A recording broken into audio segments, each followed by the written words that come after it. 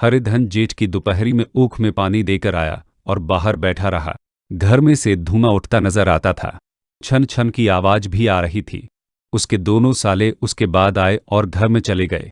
दोनों सालों के लड़के भी आए और उसी तरह अंदर दाखिल हो गए, पर हरिधन अंदर न जा सका। इधर 1 महीने से उसके साथ यहाँ जो बर्ताव हो रहा था, और विशेषकर कल उसे जैसी फटकार सुननी पड़ी थी, वह उसके पांव में बेड़ियां सी डाले हुए था। कल उसकी सास ही ने तो कहा था, मेरा दी तुमसे भर गया, मैं तुम्हारी जिंदगी का ठेका लिए बैठी हूं क्या। और सबसे बढ़कर अपनी स्त्री की निष्ठुरता ने उसके हृदय के टुकड़े कर दिए थे। वह बैठी यह फटकार सुनती रही, पर एक बार भी तो उसके मुंह से न निकला, अम्मा तुम क्यों इनका अपमान कर रही हो। बैठी गिटगिट सुनती रही। शायद मेरी दुर्गति पर खुश हो रही थी। इस घर में वह कैसे जाए, क्या फिर वही गालियां खाने, वही फटकार सुनने के लिए। और आज इस घर में जीवन के 10 साल गुजर जाने पर यह हाल हो रहा है। मैं किसी से कम काम नहीं कहता हूं। दोनों साले मीठी नींद सोते रहते हैं और मैं बैलों को सानी पानी देता हूं, छांटी काटता हूं। वहां सब लोग पल पल पर चिलम पीते हैं। मैं आंखें बंद किए अपने काम में लगा रहता हूं। संध्या समय पर घरवाले गाने बजाने चले जाते हैं। मैं घड़ी रात तक गाय भैंसे दूहता हूं। उसका यह पुरस्कार मिल रहा है कि कोई खाने को भी नहीं पूछता, उल्टे और गालियां मिलती हैं। उसकी स्त्री घर से डोल लेकर निकली और बोली, जरा इसे कुएं से खींच लो, एक बूंद पानी नहीं है। हरिधन ने डोल लिया और कुएं से पानी भर लाया। उसे जोर से भूख लगी हुई था।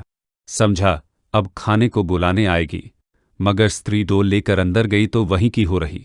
हरिधन थका मांदा क्षुधा से व्याकुल पड़ा सो रहा। सहसा उसकी स्त्री गुमानी ने आकर उसे जगाया। हरिधन ने पड़े पड़े ही कहा, क्या है, क्या पड़ा भी न रहने देगी या और पानी चाहिए। गुमानी कटु स्वर में बोली, गुर्राते क्यों हो, खाने को बुलाने आई हूं। हरिधन ने देखा उसके दोनों साले और बड़े साले के दोनों लड़के भोजन किए चले जा रहे हैं। उसकी देह में आग लग गई। मेरी अब यह नौबत पहुंच गई कि इन लोगों के साथ बैठकर खा भी नहीं सकता। मैं इनकी जूठी थाली चाटने वाला हूं। मैं इनका कुत्ता हूं, जिसे खाने के बाद टुकड़ा रोटी डाल दी जाती है। यही घर है जहां आज से 10 साल पहले उसका कितना आदर सत्कार होता था। साले गुलाम बने रहते थे। सास मुंह जोहती रहती थी। स्त्री पूजा करती थी। तब उसके पास रुपए थे, जायदाद थी। अब वह दरिद्र हैं। उसकी सारी जायदाद को इन्हीं लोगों ने कूड़ा कर दिया। अब रोटियों के भी लाले हैं। उसके जी में एक ज्वाला सी उठी कि इसी वक्त अंदर जाकर सास को और साली को भिगो भिगो कर लगाए, पर जब्त करके रह गया। पड़े पड़े बोला, मुझे भूख नहीं है, आज न खाऊंगा। गुमानी ने कहा, न खाओगे मेरी बला से, हाँ नहीं तो खाओगे तुम्हारे ही पेट में जाएगा, कुछ मेरे पेट में थोड़े ही जाएगा। हरिधन का क्रोध आंसू बन गया। यह मेरी स्त्री है, जिसके लिए मैंने अपना सर्वस्व मिट्टी में मिला दिया। मुझे उल्लू बनाकर यह सब मुझे अब निकाल देना चाहते हैं। वह अब कहाँ जाए, क्या करें। उसकी सास आकर बोली, चलकर खा क्यों नहीं लेते जी, रूठते किस पर हो। यहां तुम्हारे नखरे सहने का किसी में बूता नहीं है। जो देते हैं वह मत देना, और क्या करोगे, तुमसे बेटी ब्याही हैं, कुछ तुम्हारी जिंदगी का ठेका नहीं लिया है। हरिधन ने मर्माहत होकर कहा, हाँ अम्मा, मेरी भूल थी कि मैं यही समझ रहा था। अब मेरे पास क्या है कि तुम मेरी जिंदगी का ठेका लोगी। जब मेरे पास धन भी था तब सब कुछ आता था। अब दरिद्र हूं, तुम क्यों बात पूछोगी। बूढ़ी सास भी मुंह फुलाकर भीतर चली गई। बच्चों के लिए बाप एक फालतू सी चीज, एक विलास की वस्तु है, जैसे घोड़े के लिए चने या बाबों के लिए मोहन भोग। मोहन भोग उम्र भर न मिले तो किसका नुकसान है, मगर एक दिन रोटी दाल के दर्शन न हो तो फिर देखिए क्या हाल होता है। पिता के दर्शन कभी कभी शाम सवेरे हो जाते हैं। वह बच्चे को उछालता है, दुलारता है, कभी गोद में लेकर या उंगली पकड़कर सैर कराने ले जाता है, और बस यही उसके कर्तव्य की इति है। वह परदेश चला जाए, बच्चे को परवाह नहीं होती, लेकिन माँ तो बच्चे का सर्वस्व है। बालक 1 मिनट के लिए भी उसका वियोग नहीं सह सकता। पिता कोई हो उसे परवाह नहीं, केवल एक उछालने को दाने वाला आदमी होना चाहिए। लेकिन माता तो अपनी होनी चाहिए, सोर हो आने अपनी। वही रूप, वही रंग, वही प्यार, वही सब कुछ। वह अगर नहीं है तो बालक के जीवन का स्रोत मानो सूख जाता है। फिर वह शिव का नंदी है, पर फूल या जल चढ़ाना लाजिमी नहीं, अख्तियारी है। हरिधन की माता का आज 10 साल हुए देहांत हो गया था। उस वक्त उसका विवाह हो चुका था। वह 16 साल का कुमार था। पर मां के मरते ही उसे मालूम हुआ कि मैं कितना निस्सहाय हूं, जैसे उस घर पर उसका अधिकार ही न रहा हो। बहनों के विवाह हो चुके थे, भाई कोई दूसरा न था। बेचारा अकेले घर में जाते भी डरता था। मां के लिए रोता था, पर मां की परछाई से डरता था। जिस कोठरी में उसमें देहत्याग किया था, उधर आंखें तक न उठाता। घर में एक बुआ थी, वह हरिधन को बहुत दुलार करती। हरिधन को अब दूध ज्यादा मिलता, काम भी कम करना पड़ता। बुआ बार बार पूछती, बेटा कुछ खाओगे? बाप भी अब उसे ज्यादा प्यार करते। उसके लिए अलग एक गाय मंगवा दी। कभी कभी उसे कुछ पैसे देते कि जैसे चाहे खर्च करे, पर इन मरहमों से वह घाव न पूरा होता था जिसने उसकी आत्मा को आहत कर दिया था। वह दुलार और प्यार बार बार मां की याद दिलाता। मां की घुड़कियों में जो मजा था, वह क्या इस दुलार में था? मां से मांगकर, लड़कर, ठुनक कर, रूठ कर लेने में जो आनंद था, वह क्या भिक्षादान में था? पहले वह स्वस्थ था, मांग मांग कर खाता था, लड़ लड़ कर खाता। अब वह बीमार था। अच्छे से अच्छे पदार्थ उसे दिए जाते थे, पर भूख न थी। साल भर तक वह इसी दशा में रहा। फिर दुनिया बदल गई। एक नई स्त्री, जिसे लोग उसकी माता कहते थे, उसके घर में आई और देखते देखते एक काली घटा की तरह उसके संकुचित भूमंडल पर छा गई सारी हरियाली। सारे प्रकाश पर अंधकार का पर्दा पड़ गया। हरिधन ने इस नकली मां से बात तक न की, कभी उसके पास न गया तक नहीं। एक दिन घर से निकला और ससुराल चला आया। बाप ने बार बार बुलाया, पर उसके जीते जी वह फिर उस घर में न गया। जिस दिन उसके पिता के देहांत की सूचना मिली, उसे एक प्रकार का ईर्ष्या में हर्ष हुआ। उसकी आंखों में आंसू की एक बूंद भी न आई। इस नए संसार में आकर हरिधन को एक बार फिर मातृस्नेह का आनंद मिला। उसकी सास ने ऋषि वरदान की भांति उसके शून्य जीवन को विभूतियों से परिपूर्ण कर दिया। मरुभूमि में हरियाली उत्पन्न हो गई। सालियों की चुहल में, सास के स्नेह में, सालों के वापविलास में और स्त्री के प्रेम में उसके जीवन की सारी आकांक्षाएं पूरी हो गई। सास कहती, बेटा तुम इस घर को अपना ही समझो, तुम ही मेरी आंखों के तारे हो। वह उससे अपने लड़कों की, बहुओं की शिकायत करती। वह दिल में समझता था, सासी मुझे अपने बेटों से भी ज्यादा चाहती हैं। बाप के मरते ही वह घर गया और अपने हिस्से की जायदाद को कूड़ा करके रुपयों की थैली लिए फिर आ गया। अब उसका दूना आदर सत्कार होने लगा। उसने अपनी सारी संपत्ति सास के चरणों पर अर्पण करके अपने जीवन को सार्थक कर दिया। अब तक उसे कभी कभी घर की याद आ जाती थी, अब भूलकर भी उसकी याद न आती, मानो वह उसके जीवन का कोई भीषण कांड था जिसे भूल जाना ही उसके लिए अच्छा था। वह सबसे पहले उठता, सबसे ज्यादा काम करता। उसका मनोयोग, उसका परिश्रम देखकर गांव के लोग दांतों उंगली दबाते थे। उसके ससुर का भाग्य बखारते, जिसे ऐसा दामाद मिल गया। लेकिन ज्यों-ज्यों दिन गुजरते गए, उसका मानस-मान घटता गया। पहले देवता था, फिर घर का आदमी, अंत में घर का दास हो गया। रोटियों में भी बाधा पड़ गई, अपमान होने लगा। अगर घर के लोग भूखों मरते और साथ ही उसे भी मरना पड़ता, तो उसे जरा भी शिकायत न होती। लेकिन जब वह देखता और लोग मूंछों पर ताव दे रहे हैं, केवल मैं ही दूध की मक्खी बना दिया गया हूं, तो उसके अंतस्तल से एक लंबी ठंडी आह निकल जाती। अभी उसकी उम्र कुछ 25 साल की तो थी। इतनी उम्र इस घर में कैसे गुजरेगी? और तो और उसकी स्त्री ने भी आंखें फेर ली। यह उस विपत्ति का सबसे क्रूर दृश्य था। हरिधन तो उधर भूखा प्यासा चिंतादाह में जल रहा था, इधर घर में सास जी और दोनों सालों में बातें हो रही थी। गुमानी भी हाँ में हाँ मिलाती जाती थी। बड़े साले ने कहा, हम लोगों की बराबरी करते हैं। यह नहीं समझते कि किसी ने उसकी जिंदगी भर का बीड़ा थोड़े ही लिया है। 10 साल हो गए, इतने दिनों में क्या 2-3 हजार न हड़प गए होंगे। छोटे साले ने कहा, मजूर हो तो आदमी घुड़के भी, डांटे भी, अब इनसे कोई क्या कहे। न जाने इनसे कब पिंड छूटेगा भी या नहीं। अपने दिल में समझते होंगे मैंने 2000 रुपये नहीं दिए हैं। यह नहीं समझते कि उनके 2000 रुपये कब के उड़ चुके हैं। सवा सेर तो 1 जून को चाहिए। सास गंभीर भाव से बोली, बड़ी भारी खुराक है। गुमानी माता के सिर से जू निकल रही थी। सुलगते हुए हृदय से बोली, निकन में आदमी को खाने के सिवा और काम ही क्या रहता है। बड़े खाने की कोई बात नहीं है, जिसको जितनी भूख हो उतना खाए, लेकिन कुछ पैदा करना चाहिए। यह नहीं समझते कि पहुनी में किसी के दिन कटे हैं। छोटे, मैं तो एक दिन कह दूंगा, अब आप अपनी राह लीजिए, आपका कर्जा नहीं खाया है। गुमानी घर वालों की ऐसी ऐसी बातें सुनकर अपने पति से द्वेष करने लगी थी। अगर वह बाहर से 4 पैसे लाता तो इस घर में उसका कितना मान सम्मान होता, वह भी रानी बनकर रहती। न जाने क्यों कहीं बाहर जाकर कमाते उसकी नानी मरती हैं। गुमानी की मनोवृत्तियां अभी तक बिल्कुल बालपन की सी थी। उसका अपना कोई घर न था। उसी घर का हितैषी उसके लिए भी प्रधान था। वह भी उन्हीं शब्दों में विचार करती, इस समस्या को उन्हीं आंखों से देखती जैसे उसके घर वाले देखते थे। सच तो है, 2000 रुपये में क्या किसी को मोल ले लेंगे। 10 साल में 2000 रुपये होते ही क्या है, 200 ही तो साल भर के हुए। क्या 2 आदमी साल भर में 200 भी न खाएंगे। फिर कपड़े लत्ते, दूध घी सब कुछ तो हैं। 10 साल हो गए, एक पीतल का छल्ला नहीं बना। घर से निकलते तो जैसे इनके प्राण निकलते हैं।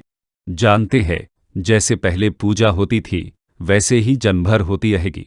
यह नहीं सोचते कि पहले और बात थी, अब और बात है। बहू ही पहले ससुराल जाती है तो उसका कितना महात्म होता है। उसके डोली से उतरते ही बाजे बजते हैं। गांव मोहल्ले की औरतें उसका मुंह देखने आती हैं और रुपए देती हैं। महीनों उसे घर भर से अच्छा खाने को मिलता है, अच्छा पहनने को, कोई काम नहीं लिया जाता।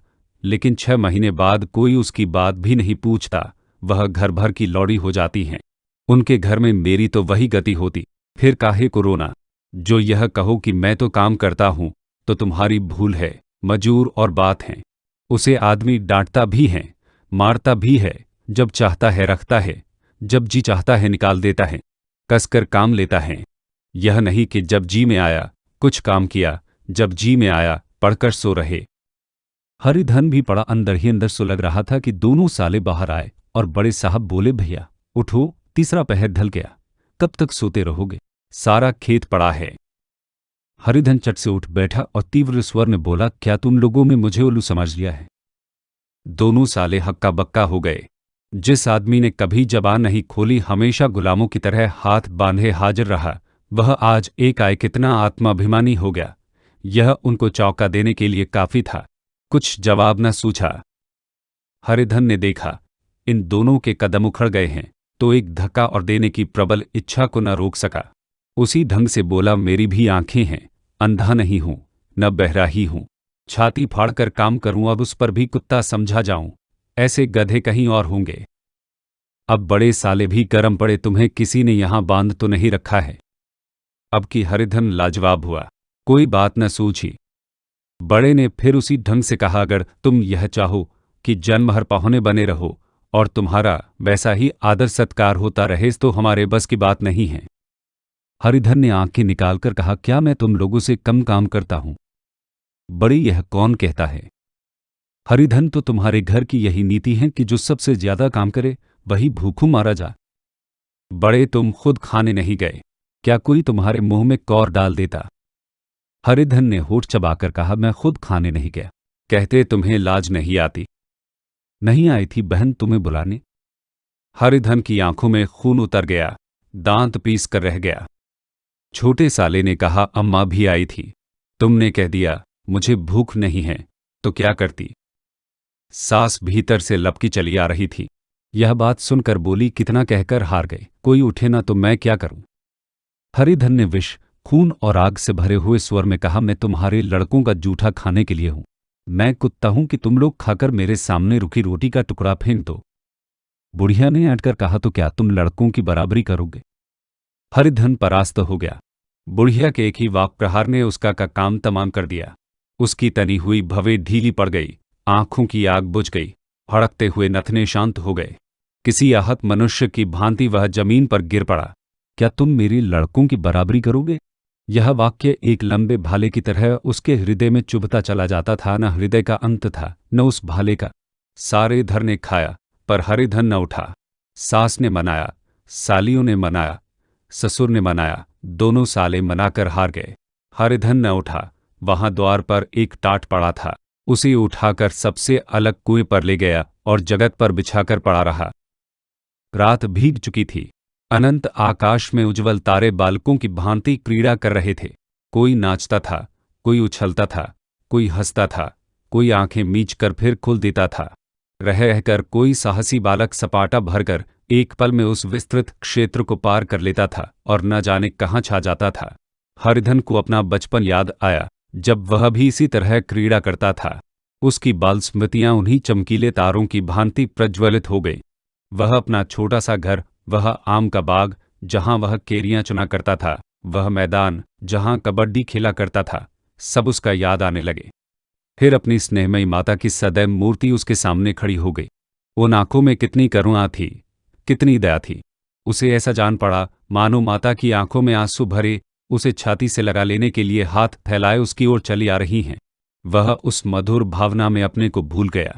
ऐसा जान पड़ा मानो माता ने उसे छाती से लगा लिया है और उसके सिर पर हाथ फेर रही हैं। वह रोने लगा, फूट फूट कर रोने लगा। उसी आत्मसमोहित दशा में उसके मुंह से यह शब्द निकले, अम्मा, तुमने मुझे इतना भुला दिया। देखो तुम्हारे प्यारे लाल की क्या दशा हो रही है। कोई उस पानी को भी नहीं पूछता। क्या जहां तुम हो वहां मेरे लिए जगह नहीं है। सहसा गुमानी ने आकर पुकारा, क्या सो गए तुम? ऐसी भी क्या राक्षसी नींद? चलकर खा क्यों नहीं लेते? कब तक कोई तुम्हारे लिए बैठा रहे? हरिधन उस कल्पना जगत से क्रूर प्रत्यक्ष में आ गया। वही कुएं की जगत थी, वही फटा हुआ टाट, और गुमानी सामने खड़ी कह रही थी, कब तक कोई तुम्हारे लिए बैठा रहे। हरिधन उठ बैठा और मानो तलवार म्यान से निकालकर बोला, भला तुम्हें मेरी सुध तो आए। मैंने कह तो दिया था मुझे भूख नहीं है। गुमानी, तो कितने दिन तक न खाओगे? अब इस घर का पानी भी न पीऊंगा। तुझे मेरे साथ चलना है या नहीं? दृढ़ संकल्प से भरे हुए इन शब्दों को सुनकर गुमानी सहम उठी। बोली, कहाँ जा रहे हो? हरिधन ने मानो नशे में कहा, तुझे इससे क्या मतलब? मेरे साथ चलेगी या नहीं? फिर पीछे से न कहना, मुझसे कहा नहीं। गुमानी आपत्ति के भाव से बोली, तुम बताते क्यों नहीं, कहाँ जा रहे हो? तू मेरे साथ चलेगी या नहीं? जब तक बता न दोगे मैं न जाऊंगी। तो मालूम हो गया तू नहीं जाना चाहती। मुझे इतना ही पूछना था, नहीं तो अब तक मैं आधी दूर निकल गया होता। यह कहकर उठा और अपने घर की ओर चला। गुमानी पुकारती रही, सुन लो, पर उसने फिर कभी न देखा। 30 मील की मंजिल हरिधन ने 5 घंटों में तय की। जब वह अपने गांव की अमराइयों के सामने पहुंचा तो उसकी मातृभावना उषा की सुनहरी गोद में खेल रही थी। उन वृक्षों को देखकर उसका विवल हृदय नाचने लगा। मंदिर का सुनहरा कलश देखकर वह इस तरह दौड़ा मानो एक छलांग में उसके ऊपर जा पहुंचेगा। वह वेग में दौड़ा जा रहा था मानो उसकी माता गोद फैलाए उसे बुला रही हो। जब वह आमों के बाग में पहुंचा, जहां डालियों पर बैठकर वह हाथी की सवारी का आनंद पाता था, जहां के कच्चे बेरों और लिसोड़ों में एक स्वर्गीय स्वाद था, तो वह बैठ गया और भूमि पर सिर झुकाकर रोने लगा मानो अपनी माता को अपनी विपत्ति कथा सुना रहा हो। वहां की वायु में, वहां के प्रकाश में मानो उसकी विराट रूपिणी माता व्याप्त हो रही थी। वहां की अंगुल अंगुल भूमि माता के पदचिन्हों से पवित्र थी। माता के स्नेह में डूबे हुए शब्द अभी तक मानो आकाश में गूंज रहे थे। इस वायु और इस आकाश में न जाने कौन सी संजीवनी थी जिसने उसके शोकार्त हृदय को फिर बालोत्साह से भर दिया। वह एक पेड़ पर चढ़ गया और अधर से आम तोड़ तोड़ कर खाने लगा। सास के वह कठोर शब्द, स्त्री का वह निष्ठुर आघात, वह सारा अपमान उसे भूल गया। उसके पांव फूल गए थे, तलवों में जलन हो रही थी, पर इस आनंद में उसे किसी बात का ध्यान न था। सहसा रखवाले ने पुकारा, वह कौन ऊपर चढ़ा है रे? उतर अभी, नहीं तो ऐसा पत्थर खींच कर मारूंगा कि वही ठंडे हो जाओगे। उसने कई गालियां भी दी। इस फटकार और इन गालियों में इस समय हरिधन को अलौकिक आनंद मिल रहा था। वह डालियों में छिप गया, कई आम काट काट नीचे गिराए और जोर से ठट्टा मारकर हंसा। ऐसी उल्लास से भरी हुई हंसी उसने बहुत दिन से न हंसी थी।